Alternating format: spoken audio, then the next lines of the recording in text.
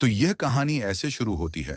सोनापुर एक छोटा सा गांव जो घने जंगलों और ऊंचे पहाड़ों से घिरा हुआ था। इस गांव में कुल 7 लोग रहते थे। रामदीन, गांव के बुजुर्ग और समझदार व्यक्ति, मीना, शिव की मां, एक साधारण गृहिणी, राजेश, शिव का पिता, एक किसान, सीमा, गांव की नौजवान लड़की जो हमेशा जिज्ञासु रहती थी, अमर, गांव का नौजवान लड़का जो बहादुर होने का दिखावा करता था, लक्ष्मी, गांव की दाई जो हर किसी की मदद करती थी, शिव, 5 साल का एक मासूम बच्चा जिसके पास कुछ अद्भुत शक्तियां थीं। ये गांव अपनी शांति और सादगी के लिए मशहूर था, लेकिन पिछले कुछ महीनों से यहाँ के लोगों की जिंदगी एक डरावने साए की वजह से अस्त व्यस्त हो गई थी, क्योंकि इस गांव में एक महिला चुड़ैल, रश्मिका, का साया मंडराने लगा था। उसका चेहरा बुरी तरह से जली हुई थी, आंखें लाल और बाल बिखरे हुए, और वह रात के अंधेरे में गांव के लोगों को डराने के लिए हर जगह प्रकट होती। गलियों में, घरों के अंदर, पेड़ों के पास, कहीं भी उसकी चीखें इतनी डरावनी थीं कि लोगों के रोंगटे खड़े हो जाते।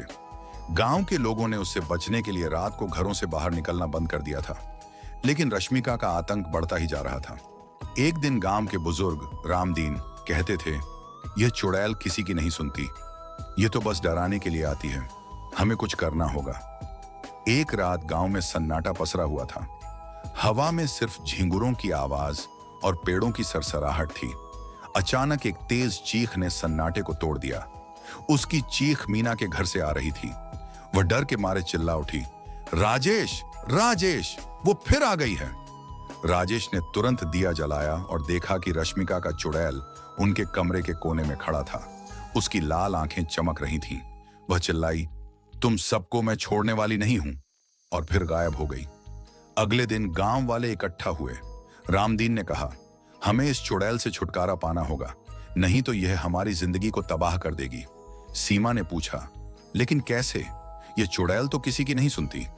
और फिर अमर ने गर्व से कहा, मैं उसका सामना करूंगा, मैं नहीं डरता। लेकिन लक्ष्मी ने उसे टोका, अमर, यह कोई मजाक नहीं है, यह चुड़ैल खतरनाक है। इस बीच शिव अपने खेलने में मग्न था। उसे इस सब की कोई परवाह नहीं थी। उसके माता पिता को भी नहीं पता था कि उनके बच्चे के पास कुछ अद्भुत शक्तियां थीं। और फिर कुछ दिन बीत गए। एक रात शिव अचानक रोने लगा। मीना उसके पास नहीं थी और राजेश खेतों में काम कर रहा था। रश्मिका ने शिव के रोने की आवाज सुनी। वह उत्सुकता से उसके पास गई। वह सोच रही थी, यह बच्चा क्यों रो रहा है? जैसे ही वह शिव के पास पहुंची, शिव ने उसे देखा और रोना बंद कर दिया। उसने मुस्कुराते हुए रश्मिका की तरफ हाथ बढ़ाया। रश्मिका को लगा कि कुछ गलत हो रहा है, लेकिन तब तक बहुत देर हो चुकी थी। शिव ने उसे छू लिया और रश्मिका चीखती हुई काले धुएं में बदल गई। वह हमेशा के लिए गायब हो गई।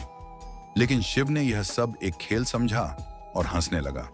उसे पता भी नहीं था कि उसने गांव को एक बड़े संकट से बचा लिया था। कुछ दिनों बाद गांव वालों ने महसूस किया कि रश्मिका का चुड़ैल अब नहीं दिख रहा है।